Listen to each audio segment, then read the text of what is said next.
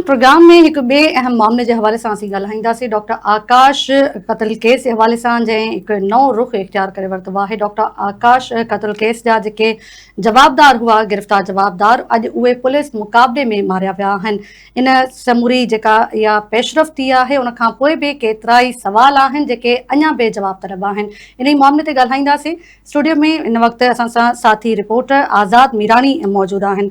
आज़ाद मीरानी, अवां in case जे पस मंज़र जे हवाले सां ॿुधाइजो। ही केस जॾहिं डॉक्टर आकाश जो क़त्ल थियो, उन खां पोइ जेके कार्रवायूं थियूं आहिनि, पुलिस पारां मुसलसल इहे कार्रवायूं कयूं वियूं, गिरफ़्तारियूं बि थियूं आहिनि, ऐं उन्हनि गिरफ़्तारियुनि खां पोइ अॼु जेको इहो मुक़ाबलो थियो आहे, SIU पुलिस जे हिन मुक़ाबले में जेके गिरफ़्तार जवाबदार आहिनि उहे मारिजी विया आहिनि। जी तारा, बिल्कुल ही जेको वाक़ियो पेश आयो नौजवान डॉक्टर आकाश, जेको 13 जुलाई ते पंहिंजे वालिद साहब सां गॾु क्लिफ्टन वारे इलाइक़े 3 तलवार वेझो हिकु निजी बैंक मां कैश कढाई हुन, ऐं उन चंद क़दमनि ते हिकिड़ी ॿी बैंक हुई, उन बैंक ते वञे पियो, जेको ॿुधायो वञे वारसनि पारां त को उन्हनि खे पियाड ठाराइणो। जॾहिं हिकिड़ी बैंक खां कैश कढाए ॿी बैंक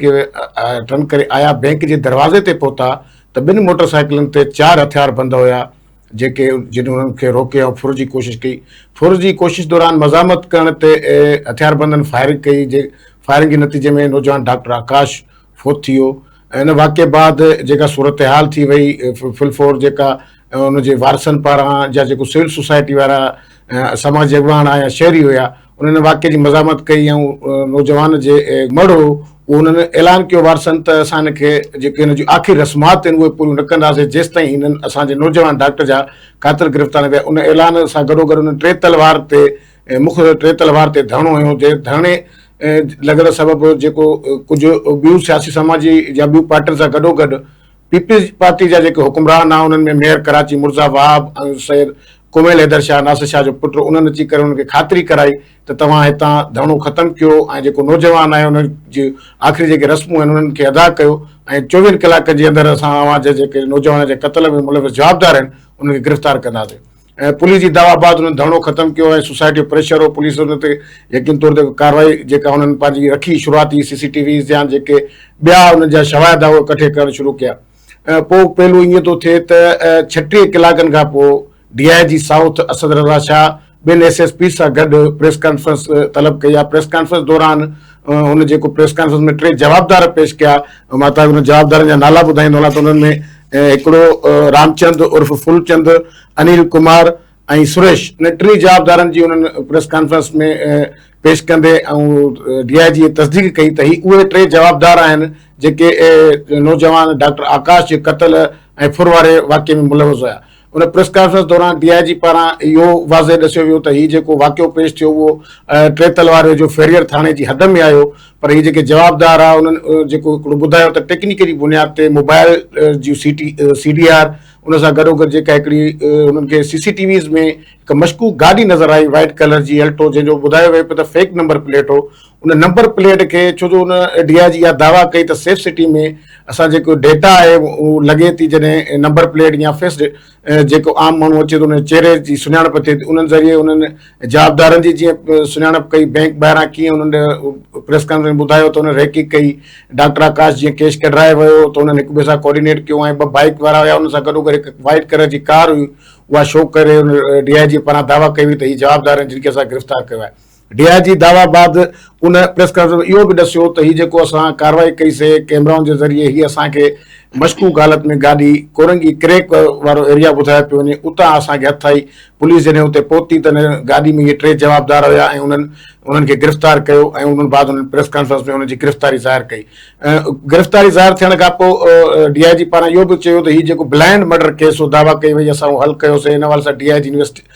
साउथ, उन सां गॾु जेको SSP साउथ हो, इन्वेस्टिगेशन जो SSP तोहिद मेमूनो, उन्हनि पारां इहो ॾसियो वियो त असां मुसलसल हिन ते वॾी महिनत करे कयो आहे, ऐं हिन केस ते कमु कयो आहे त जीअं ई जवाबदार गिरफ़्तार थियनि। उन सां गॾोगॾु जेके ॿिया पहलू हुया न, जेके ॿुधण में आया, कुझु सहाफ़ती तंज़ीमुनि में, कुझु जेके सिविल सोसाइटी जा माण्हू, कुझु हुन जा वारसनि जा आया, हुनजो वालिद या चाचा न, पर कुझु ॿिया वारस हुया, उहे ॾसनि पिया त हीअ जेके गिरफ़्तार आहिनि उन्हनि जो इहो ज़रियनि मूजिबि उन्हनि जी जेका असां उन खां ध्यानु वरितीसीं, उन्हनि खे ख़दशा ज़ाहिर थी विया, छो त हीअ जेके 3 जवाबदार गिरफ़्तार थिया उहे 3 सिंध जे मुख़्तलिफ़ शहरनि सां उनजो तालुक़ु आहे। हिकिड़ो ॾहरकीअ सां, ॿियो नौशरोपुर सां, ऐं टियों ठुल सां, ऐं 3 हीअ बि अक़लियती बिरादरी ओड बिरादरी आहे, हिन जो उन सां तालुक़ु आहे। उन ते उन्हनि जा हिकु सुवाल हुया, ख़दशा हुया, ॿिए ॾींहं ते हुननि खे अदालत में पेश कयो वियो। अदालत खां पुलिस 14 ॾींहंनि जी रिमांड तलब कई, जिस्मानी रिमांड, जिते अदालत पुलिस खे 7 ॾींहंनि जी जिस्मानी रिमांड ॾिनी। ऐं हीअ जेका गिरफ़्तारी शो कई वई, जेको वाक़ियो मूं मांखे ॾिसो फेरियर थाणे में थियो, पर डिफेंस थाणे में थियो, हिन जूं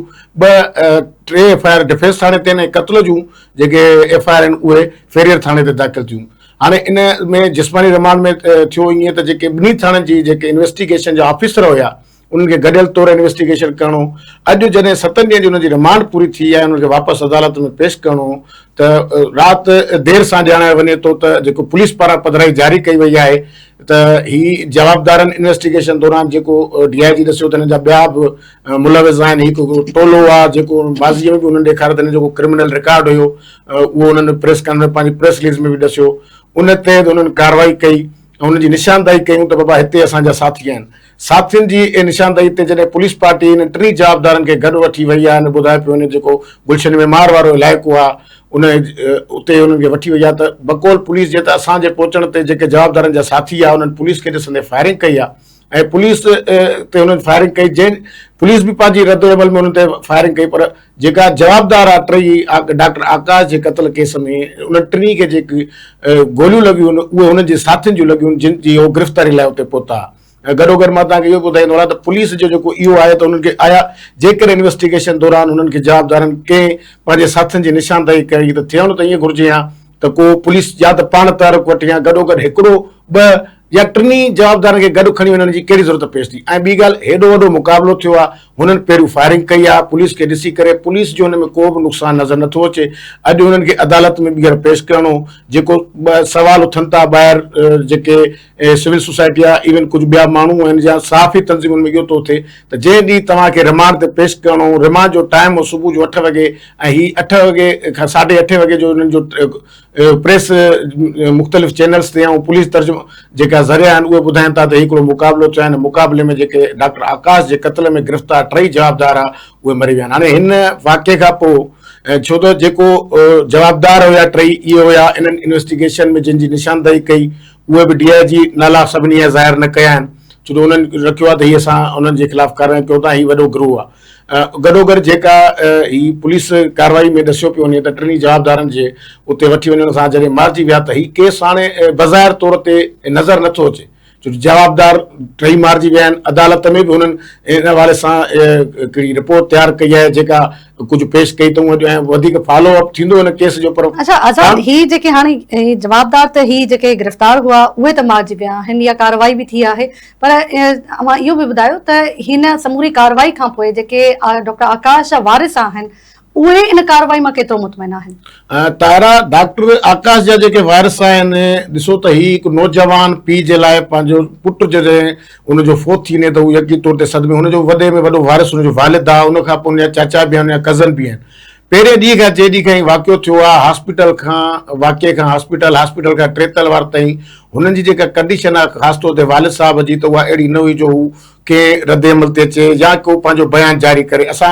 बार बार कोशिशि कईसीं, पहिरें ॾींहं ते हुननि सां जेके जज़्बात हुआ उहे बि सिंध वाइस जे नाज़रीन ॾिठा त हू कहिड़े नमूने सां हुननि ॻाल्हायो ऐं हुननि इल्तिजा कई गवर्नमेंट खां त असांजो पुटु त वियो, आया ॿियनि जे लाइ अहिड़ा सिक्योरिटी प्लान राड़ियो हुई जेके कैमराऊं लॻियूं पियूं त जवाबदार अहिड़ियूं वारदातूं कनि था त उन्हनि जूं जल्द में जल्द गिरफ़्तार कयो वञे। ॿाहिरि या ॿियो फैमिली जा फ़र्द आहे उन्हनि खां वाज़िह तौर ते 2-3 दफ़ा ॻाल्हाइण जी बि कोशिशि कई, पर हुननि चयो असांजी कंडीशन आहे, छो जो हुननि खे हिकिड़ो वॾो सदमो हुयो, नौजवान डॉक्टर ऐं डॉक्टर आकाश को हितां न ॿाहिरां खां पढ़ी आयो ऐं हींअर रिसेंटली जना हॉस्पिटल में हुनखे सुठी पोस्ट ते रखियो वियो, सो हुनजी फैमिली लाइ वॾो सदमो आहे। असां कोशिशि कई आहे 2-3 दफ़ा हुननि सां ॻाल्हाइण जी ऐं बज़ाहिर तौर ते जेको हुननि जो वालिद साहब हुन सां मुंहिंजी हिकिड़ी मुलाक़ात बि थी, मूं चयो साईं तव्हांजो हिन हवाले सां जी हिन वाक़े खां पहिरियों जी ॻाल्हि आहे, 2 ॾींहं अॻु जी ॻाल्हि आहे, त हुननि चयो साईं मुंहिंजी कंडीशन आहे, मां फ़िलहाल नथो ॻाल्हाए सघां। हिन वाक़े खां पोइ जॾहिं मूं कोशिशि कई हुनजे वारसनि सां, हुनजे चाचो आहे हुन सां राब्तो करण जी कोशिशि कई त उन्हनि बि इहो चयो त चए असांखे अञा पस मंज़र ख़बर नथी पए, वक़्त खां पहिरियों असां पंहिंजो को बयानु न ॾींदासीं। बाक़ी हुननि इहे ख़दशा ज़ाहिर कया, छो त